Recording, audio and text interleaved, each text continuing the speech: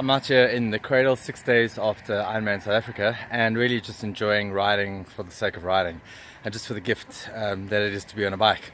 I'm wearing the oldest cycling top that I've got. It's about 12 years old and I love it because it's seen me through a hell of a lot of rides and a hell of a lot of times in my life, 12 years of roller coaster ride.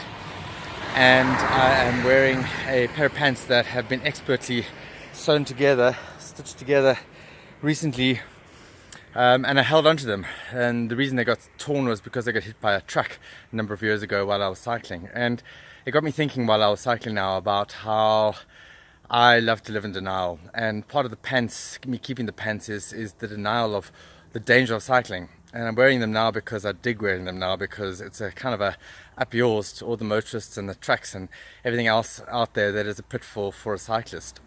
But it also got me thinking about my Ironman, and I've been spending quite a lot of time this morning on the bike beating myself up about my results in Ironman 6 days ago.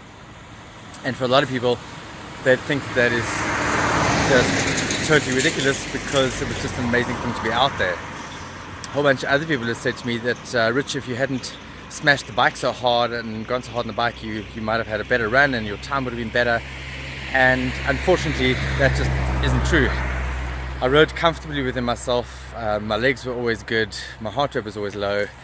And I was very happy with it. It was always inevitable that at some stage that little man was going to jump out from behind a bush or behind a bus stop and empty both barrels of his shotgun into my body. And from there was always just going to be a drag yourself to the finish.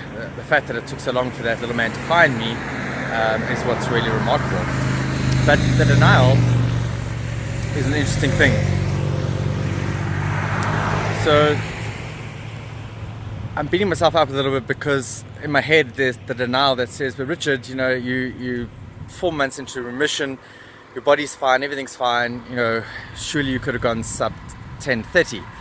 And then reason speaks up and says, yes, but Richard, you had grade 4 brain cancer for a full year last year. And I say, yeah, no, but look, I'm fine now. There's the denial speaking. And then the other part comes up and says, well, Richard, you haven't been able to train in the last 4 months because your body is still smashed. And it's like, oh, but look, I'm still fine.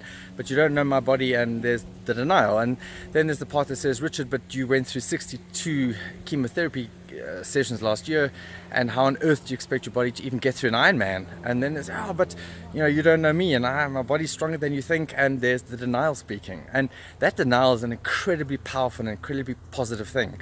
If I had to give in to reason, and Richard, you went through brain cancer and it's the second year of cancer and it's a terminal cancer and the chemo and you weren't able to train, I wouldn't enter the thing in the first place. I wouldn't have been doing Ironman. And what then? Then I succumb to the disease. Then I succumb to everything that's happened to me. I become that victim. So the denial for me is an incredibly powerful thing. The other thing I realized today is that exactly a year ago today, I was suffering through the 361, a single stage mountain bike race, which is 361 kilometers non-stop. I'd literally entered 48 hours before the event on a complete whim. It was three weeks after Ironman last year, and my friend Jenny had yanked me along. And I'd lived in complete denial there. I hadn't done any mountain bike training whatsoever. I didn't even know what the race was about, and had I given into reason, I wouldn't have done it. But the denial is a form of hope.